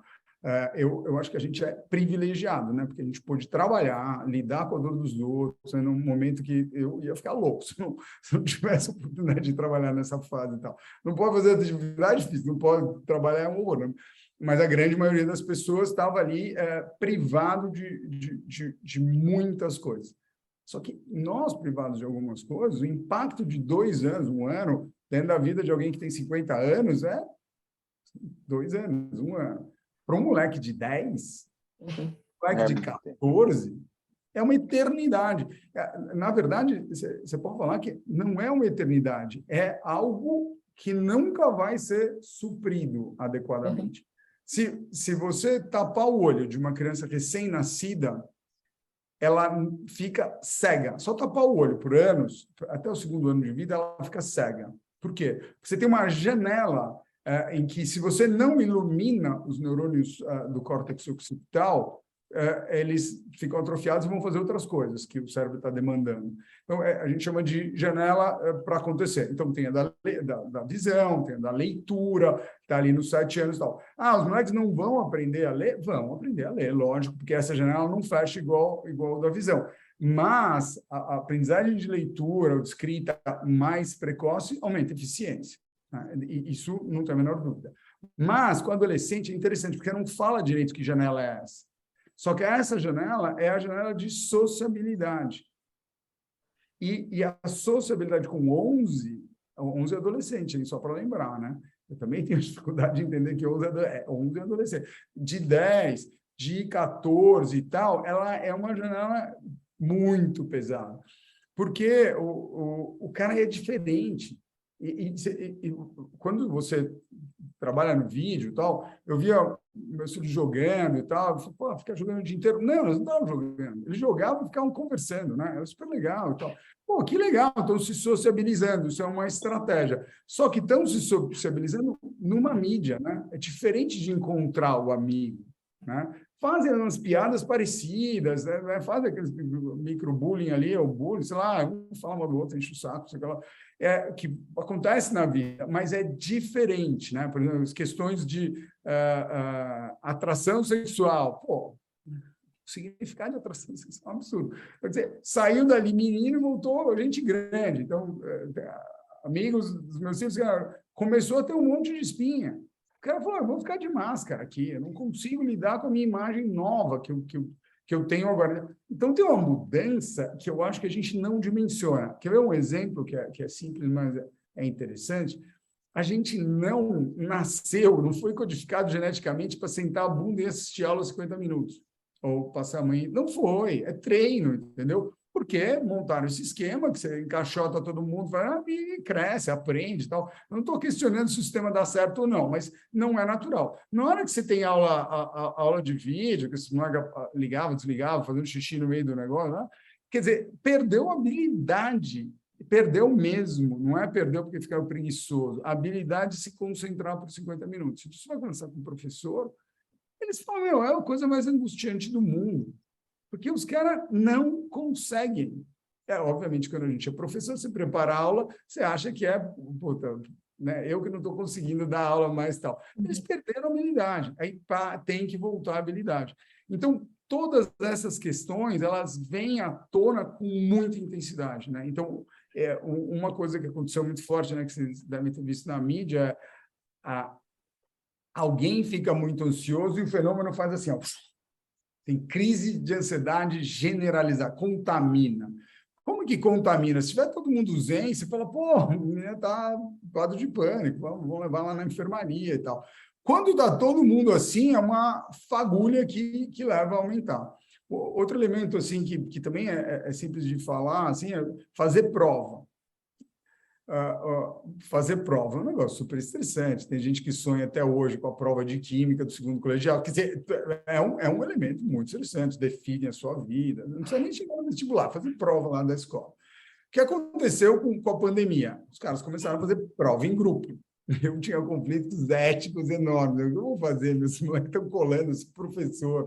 Mas aí eu falei assim, quer saber? Vamos aprender a cooperar. Né? Eu tive que sair com uma solução, porque também não ia ficar amarrando meus filhos. Eles começaram a cooperar e tal.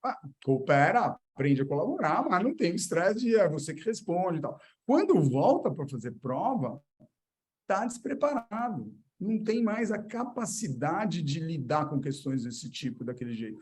Então, os obstáculos que pareciam normais, habituais, eles ficam enormes. E aí, obviamente, né, tem uma modulação de cada indivíduo, né? Nível de ansiedade, já de traço de ansiedade, como é que aprende isso é óbvio, né? Que aí entra na variabilidade entre individual, quem está mais vulnerável, né?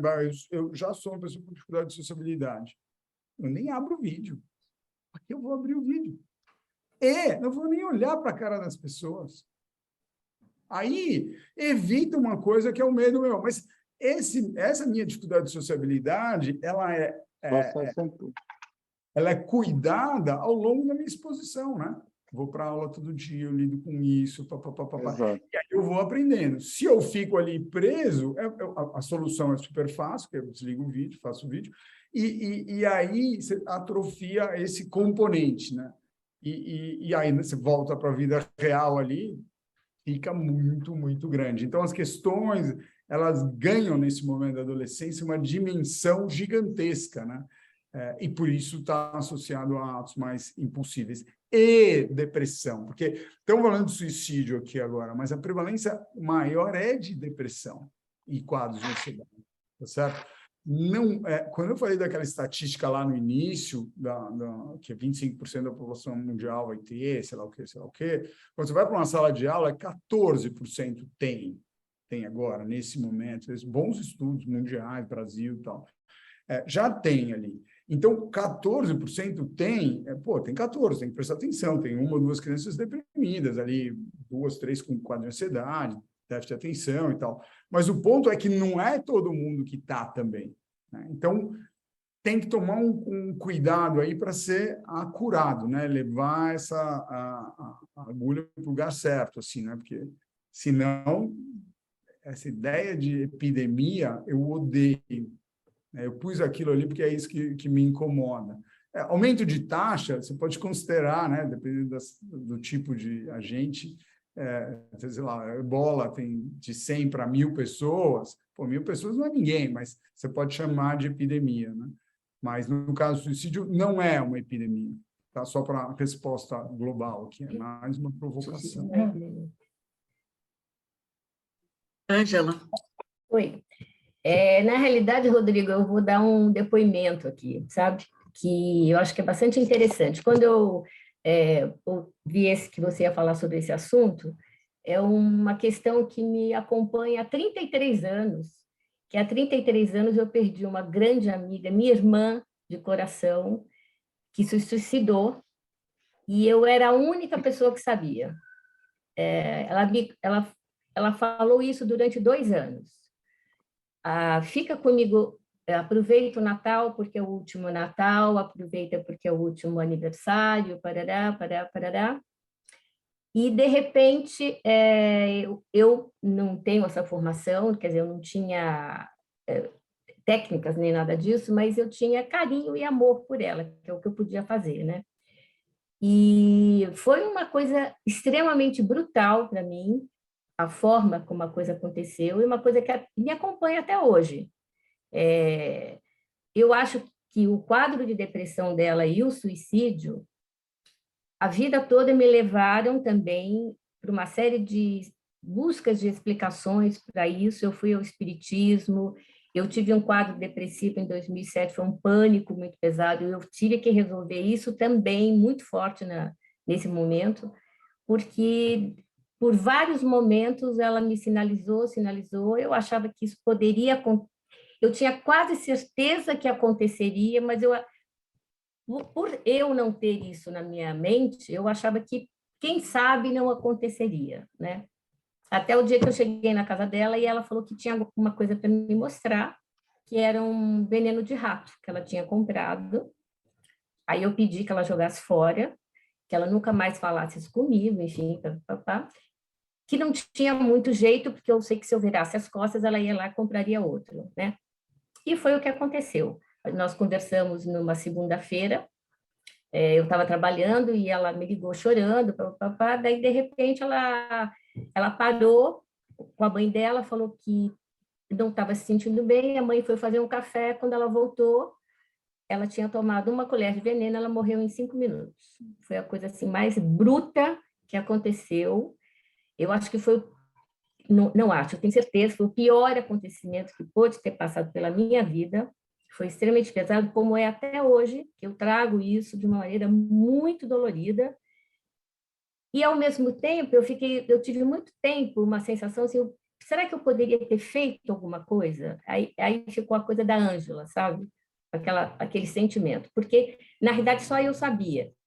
Um dos motivos, o motivo principal do suicídio dela foi a depressão e a rejeição da mãe, que veio desde a barriga. Ela veio, ela tinha 35 anos, hoje ela estaria com 68 anos, uma menina linda, inteligente, mas ela nunca se achou. E com várias coisas que aconteceram. Eu sei que, assim, eu fui uma super irmã, uma super amiga, eu dei todo o amor possível, mas, infelizmente, o suicídio está muito além, né? Então, é muito legal isso tudo que você está falando, que isso tudo está me emocionando, porque está me trazendo de volta uma coisa que foi muito difícil. Mas eu sei que ela agora está em paz. Mas eu imagino o quanto isso é complicado na sociedade, porque o suicídio é muito dolorido, muito dolorido. Então, eu estou adorando ouvir o que você está falando, que está me resgatando aqui e ajeitando as coisas na minha cabeça. Muito obrigada. Eu só queria depor isso. Obrigado, Hilda. Eu sou a Ângela, a Hilda é minha irmã. A Hilda está aqui. A Hilda está escondida. Só uma coisa, deixa eu só comentar um negócio impressionante. Eu tinha ido ao cinema nesse dia e eu chorava. Eu comecei a chorar no cinema, de soluçar. Eu não me aguentava. Exatamente na hora que ela estava se suicidando. Impressionante, impressionante. Ângela, obrigado por compartilhar essa história, né? Porque nós estamos tratando de um assunto que é muito mais fácil dar aula disso, né, do que vivenciar isso. E quando você está trazendo isso para a gente, é muito mais valioso do que a aula em si. Uhum. Alguns elementos só para comentar, né? Assim, a palavra que eu vou usar aqui não é muito fina, mas puta sacanagem que ela fez com você, né? Sacanagem, né? Porque, pô, né, ficar isolada com uma responsabilidade desse tipo, né, é o fim da picada, né? Não pode acontecer. E, obviamente, às vezes, por mais capacitado que a gente seja nessa área, né, não sei se era na época, é diferente, né? É meu filho, é minha amiga, meu pai. É muito difícil de você surfar essas coisas. Por isso que gente como a gente é feito para resolver esse tipo de problema, né? Nós estamos aqui estudando, pensando, para lidar com uma coisa dificílima, né? Mas é um profissional que está ali com o pensamento mais... O que é interessante no suicídio, tem alguns elementos aqui só para comentar, assim, é que é muito frequente que tenha muita raiva nesse ato também. Então, quando a pessoa tem muita raiva, por N razões ali que ela está vivendo, ela deixa essa história da culpa, né? Então, o jeito de se lidar com a raiva, eu falei, agora você vai ficar aí sofrendo, não sei o que. Não é consciente esse relacionamento. Às vezes é consciente, mas... então, você deixa de presente, né? De grego, né? Um horror, essa coisa da culpa. Culpa é algo que ninguém escapa. Ninguém escapa. Assim, eu sou médico, já perdi paciente, lido com isso o dia inteiro, né?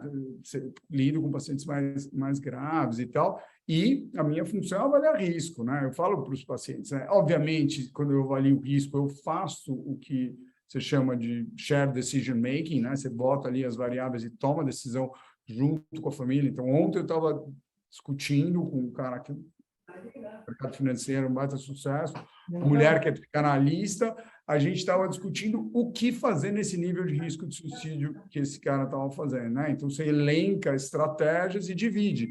E dividir, eu não me eximo da responsabilidade como médico, jamais, assim, eu sou responsável, a gente tomou uma decisão, eu estou sendo responsável no sentido de que é por aqui que a gente faz. Mas na hora que as pessoas participam, elas entendem a dificuldade, né? Sim. Porque o ponto aqui é ficar, eu salvo ou não salvo. Não é tão simples assim, tá certo? E tem diferentes situações, né? Diferentes situações de vida e tal. Eu tenho uma tendência, é uma questão minha pessoal, por mais que tenham elementos que a gente enxerga, né? Você, pelo jeito, era muito amiga e tal, né? Mas eu vou falar isso não para você, para o genérico, né? Então, tem elementos que a gente enxerga. Eu vou dar um exemplo aí que é o típico, né? Teve 2 suicídios numa escola que é muito puxada e pega pesado. teve num outro escritório de advocacia também que é super exigente e tal. Qual a tendência das pessoas falando? Também com ambientes desse tipo, que fazem isso e tal. Esse tipo de julgamento é uma coisa tão vazia. A gente quer uma explicação e quer resolver o problema. Sim. Eu vou dizer uma coisa, eu prefiro ficar com dúvida do que certezas que dão uma resolvida, né? Que geram um conforto. Pô, que, sei lá porque aconteceu, o negócio é muito mais complexo do que você possa imaginar, né? Tinha um dilema assim, né? Que mães... Vou falar uma coisa para vocês que é o meu olhar, mas pode ser... filhos com dificuldade, muita dificuldade no neurodesenvolvimento, boas mães grudam nos filhos e trazem. A gente que pega esses caras lá na frente fala que eles têm uma relação simbiótica. A gente adora essa frase. Então a relação simbiótica... Eu costumo falar, boa mãe gruda e faz o filho chegar onde chegou. Porque se não tivesse uma relação tão próxima... Aí, lógico... Tem vícios ali que podem atrapalhar de ir para frente, mas a gente trabalha como uma coisa causal e, para mim, é uma coisa de proteção. Eu estou usando um exemplo. Por que eu estou falando isso? Porque é difícil julgar. Eu acho muito difícil.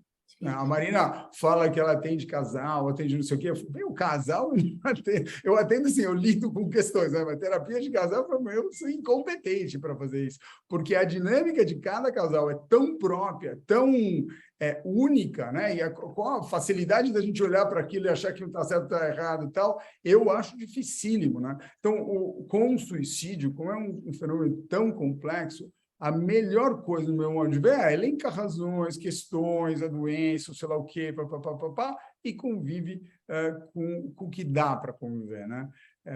Eu tenho um caso pessoal de perder um paciente, uma situação dessas complexa, difícil, uma doença muito grave e tal, eu trabalhei, minha equipe inteira, a gente trabalhou muito nesse caso e tal, mas, acontece... Depois, como é que você vai juntar os cacos, né? Aí a gente faz reunião de equipe, discute e tal. Aí um dos membros da equipe falou, a gente nunca cuidou tão bem de alguém. Ups! Como a gente cuidou desse cara. Poxa vida! Então, você vai falando, é verdade, a gente cuidou mesmo. Podemos ter errado ali ou aqui, mas, né, não está determinando. E aí o pai desse indivíduo entra no meu consultório depois, né, traz a família de volta, tinha trabalhado a família, né, em N jeitos diferentes, e ele fala assim, era como um câncer terminal. Tem câncer que você trata, tem câncer que você não trata. Porque ele tinha tido o avô, né, que tinha um quadro bipolar muito grave e tal, e tinha vivido aquilo. E o pai, que ficou com muita raiva quando aconteceu, obviamente, raiva da equipe médica, de tudo, 3 semanas depois, né, ele traz esse tipo de elaboração. Então, você vai tendo diferentes elaborações. Essa é uma elaboração relativamente saudável, porque é verdade, assim, né? O cara usou todos os recursos que a medicina pode ter, que você pode imaginar, e não respondia. Ou respondeu, ficou bem e caiu em vale. Quer dizer, quando não responde, você fica ali atento, tem equipe que cuida. Né? Aí cai em vale, como é que você vai prevenir alguém que está bem? Né? Então, eu estou trazendo esses elementos, né, no sentido de dividir questões também, mas não dá para ser onipotente com essa história, né? E quando a gente fica culpado, culpa é um sentimento onipotente, né? Porque eu que devia ter feito isso. E rapidamente, para se livrar disso, não foi ela que não fez ou não sei o quê, né? Aceitar o imponderável é difícil, mas é um caminho que eu acho que faz mais sentido, assim, né? Para a elaboração, né? Até onde você vai? Como é que você vai discutir para onde você vai depois disso aqui, para onde e como, né? Então, para situações difíceis, se você consegue estar nesse lugar, para mim, como solução psicológica, né, solução, né, manutenção do conflito ali, é o melhor que dá para fazer, no meu modo de ver, né? Sim, sim. Isso é o que eu falei. O que eu fiz foi amor, né, que eu acho que foi o que eu mais pude fazer, né? Mas foi muito difícil para mim, por muito tempo.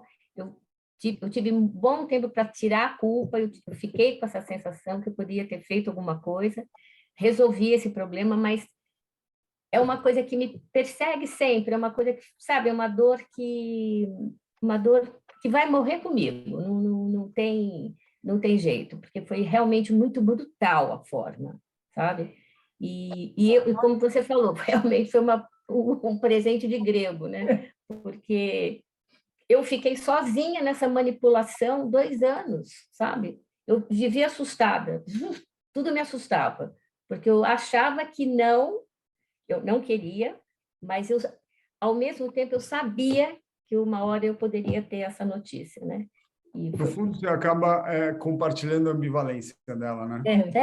Muito bem. Você vive ali transferencialmente, né? Não precisa estar no consultório, precisa ter relações transferenciais, né? Você acaba vivendo Não, e na época eu tinha divorciado, meu filho tinha 5 anos, 6 anos, e era uma complicação na minha cabeça, porque eu trabalhava, cuidava dele, eu separei, estava sozinha, eu tive que correr para ela, porque ela vivia mal, não sei o quê. No fim, ela tinha ciúme do meu filho, porque o meu filho me tirava da atenção, sabe? Eu vivi 2 anos, assim, realmente muito difíceis.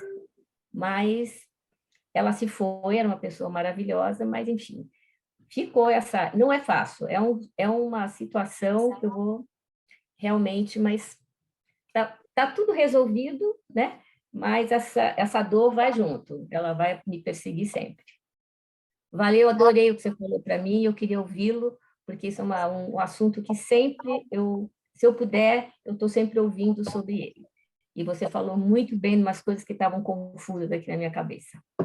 Um beijo, obrigada. Obrigada mesmo. Obrigada, Ângela. A gente tem uns minutinhos, só alguém mais quer fazer perguntas? A gente encerra às 7. Não, ninguém?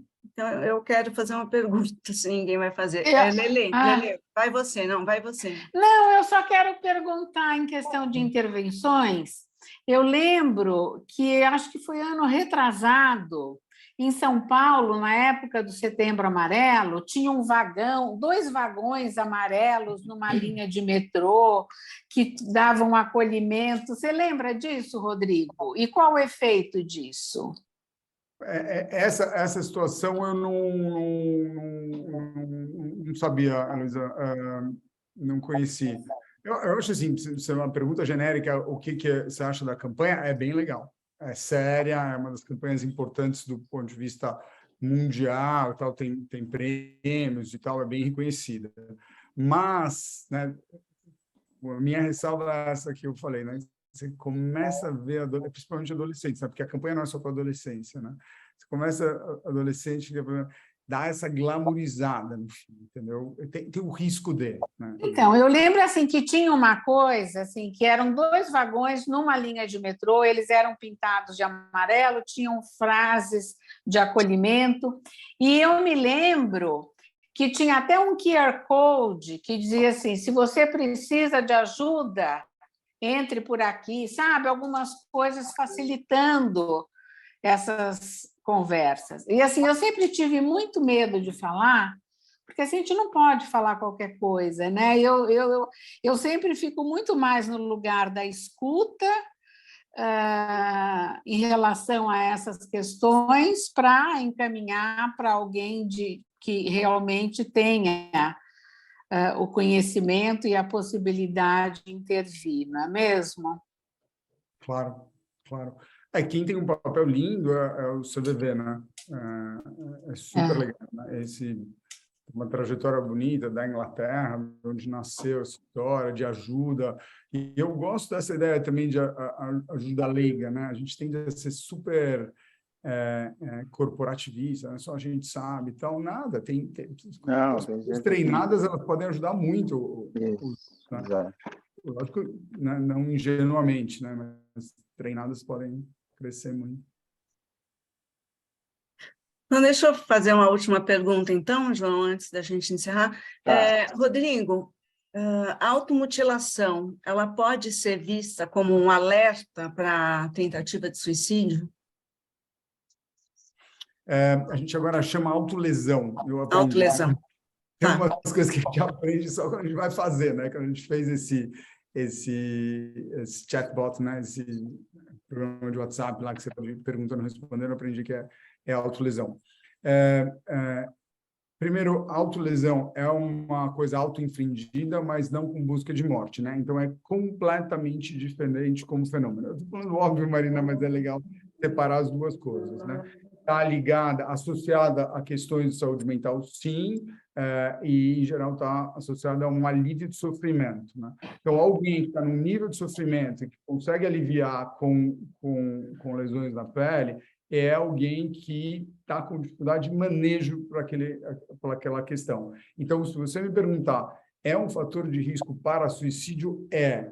Mas quando você pega um indivíduo, não é para acender um alarme louco, né? Obviamente, você vai lá e pergunta se tem ideação suicida, mas não é, entendeu? Porque é um fenômeno muito maior e tal. Agora, alguém que está naquele quadro, muito frequentemente tem uma questão de saúde mental, precisa ser cuidado.